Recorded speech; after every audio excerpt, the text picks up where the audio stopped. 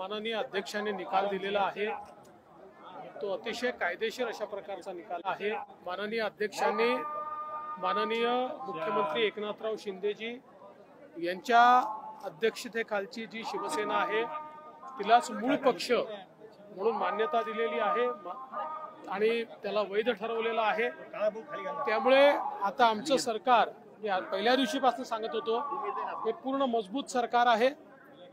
आता कुणाचे मनात शंका असण्याचं कारण नाही। हेच सरकार राहणार आहे, हेच मुख्यमंत्री राहणार आहेत आणि आमचा पूर्ण कार्यकाल आम्ही पूर्ण करणार आहोत। खरं म्हणजे माननीय अध्यक्षांनी अतिशय चांगलं विश्लेषण करून सर्वोच्च न्यायालयाने जे प्रश्न फ्रेम केले होते त्याच्यावर योग्य उत्तर देत आणि योग्य इन्फरन्सेस काढत हा घेतलेला निर्णय आहे।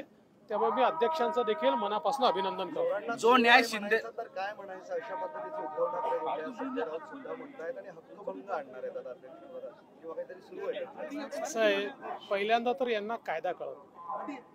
आता त्यांनी एकमेकाला चोर म्हणावं, डाकू म्हणावं, काही म्हणावं, आम्हाला त्याच्याशी घेणं देणं नाही। ते त्यांचं त्यांना माहिती, त्यांना जे शब्द वापरायचे ते त्यांनी वापरावे। एक गोष्ट निश्चितपणे आहे की त्यांची निराशा यातनं झळकते। त्यांना त्या ठिकाणी हे लक्षात आलेलं आहे की आता आपली दुकानदारी संपलेली आणि म्हणून ते अशा प्रकारचे शब्द त्या ठिकाणी वापरतात।